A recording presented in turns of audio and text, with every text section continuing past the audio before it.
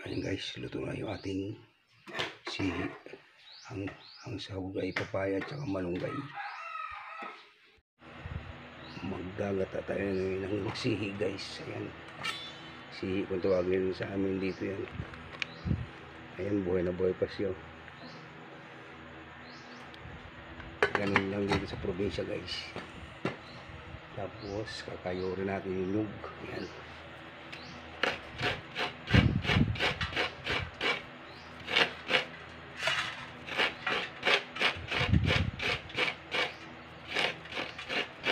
Lamang simpleng buhay sa probinsya.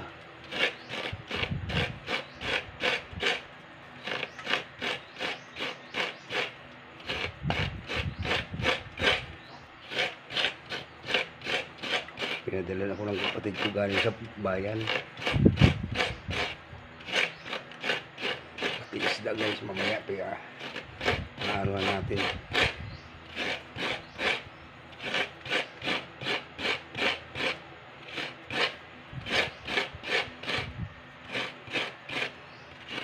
Ano ang buhay namin dito sa Balcon Romblon.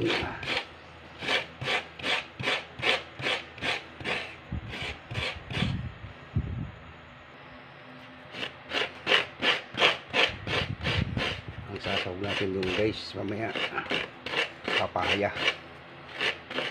saka lagyan natin ng malunggay.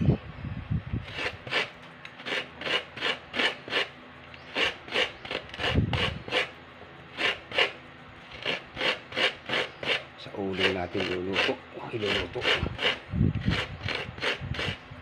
Ang gamit namin dito ng uling yung bao ng nyug.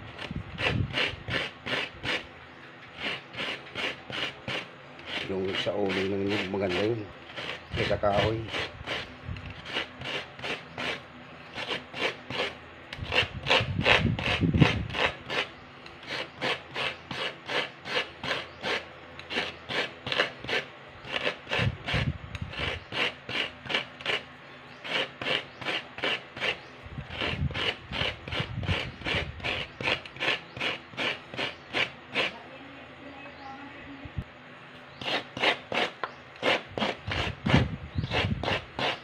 Ayan, tapos na guys.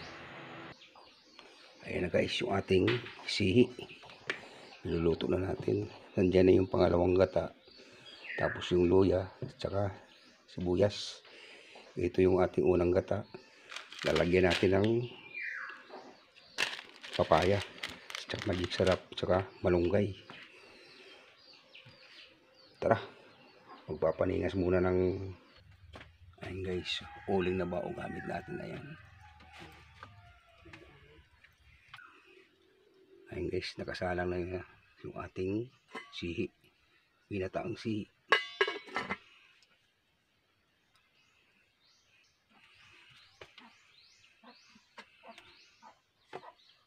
Ilagay na rin natin guys yung ating papaya kasi mabilis na maluto yung sihi. Lagyan na rin natin ng magic sarap.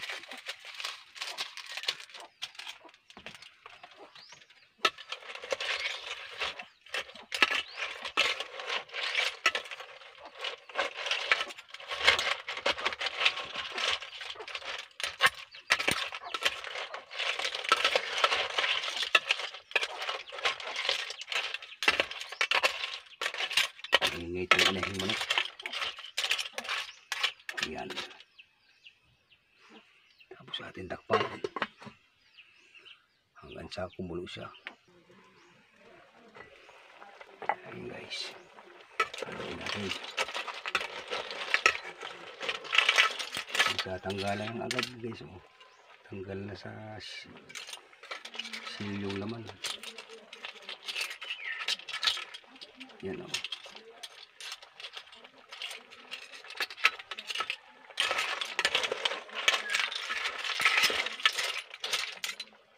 Pwede na natin ilagay yung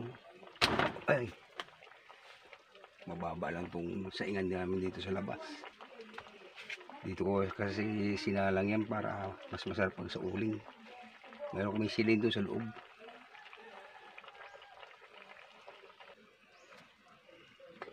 Ito na guys yung unang gata. Yan. Haluin natin.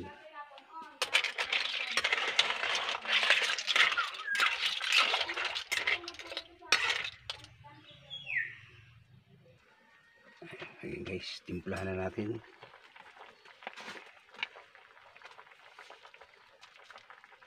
Ayan natin ang bitchin.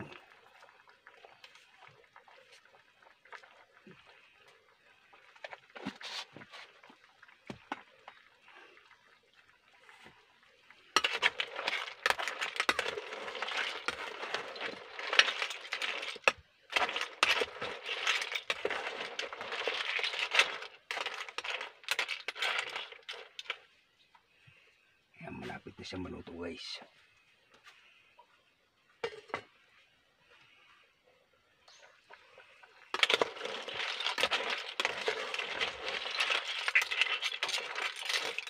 Ayan guys, malapit na maluto.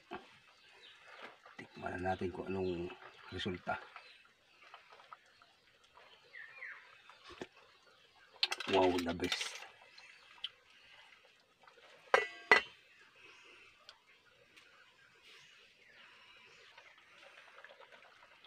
Lagyan na natin yung ating malunggay.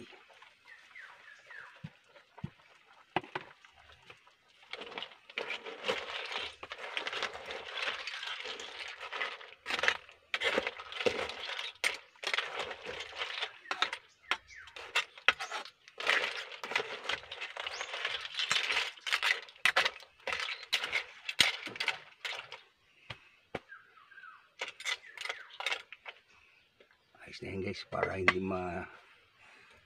mahanguin na natin.